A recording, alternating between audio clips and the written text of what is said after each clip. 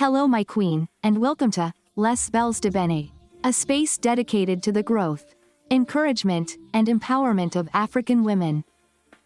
In this series, which will include 20 videos, we will discuss love, faith, and fulfillment in African couples.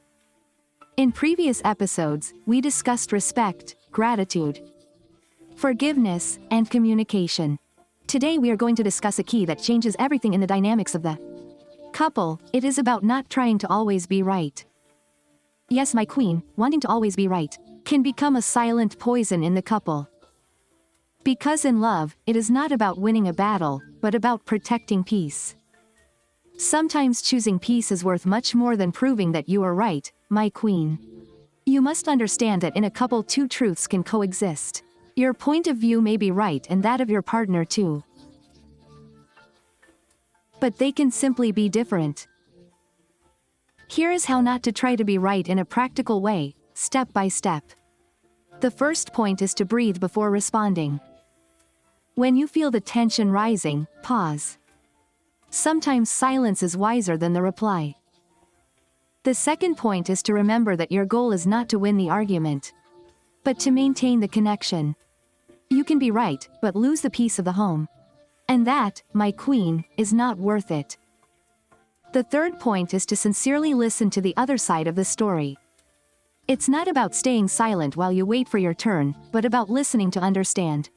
The fourth point is to recognize the element of truth in what he says. You can say, I understand your point of view, even if I see things differently. The fifth point is to learn to say, you're right about that. These words don't diminish your value. On the contrary, they demonstrate your wisdom and maturity. Here are some practical examples to learn not to always try to be right. The first example is to choose not to respond in a provocative tone. When your partner raises their voice, stay calm and say, I prefer that we talk about this later when we're more relaxed. The second example is to say, I understand that you see things differently. And that's okay. This phrase diffuses many conflicts. The third example is to admit your mistakes when you realize you've made a mistake.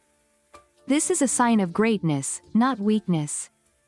The fourth example is to ask yourself, is this discussion worth losing the peace between us? If the answer is no, let it go. The fifth example is to transform disagreements into opportunities for dialogue. And if we find ground to hear together. Put your hand on your heart, my queen, and repeat this declaration of faith with me. Repeat it this time in order to have a harmonious relationship. Say this, Lord, give me the wisdom to choose peace over pride. Teach me to love more than I want to be right. I declare that my heart is gentle, calm, and patient. My relationship is a school of humility, understanding, and true love. Amen. Today, my queen. I invite you to observe a recent discussion where you wanted to avenue. By the last word, ask yourself, was it really worth it? And if you have the courage, go tell your partner. I choose peace, not conflict. Then come tell me in the comments. How did you feel when you let go of the need to be right? And if this video inspired you, subscribe now. Like the video and share it with another African woman who wants to grow in love and wisdom. Together, my sister, we form a community of reindeer. Ficatrice, full of grace and light.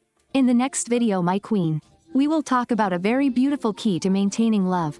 It is about valuing your partner in public and in private. You will learn how recognition and words of honor strengthen your relationship and nourish your man. Stay connected and remember, being right sometimes divides, but love always unites. May God bless you and see you soon.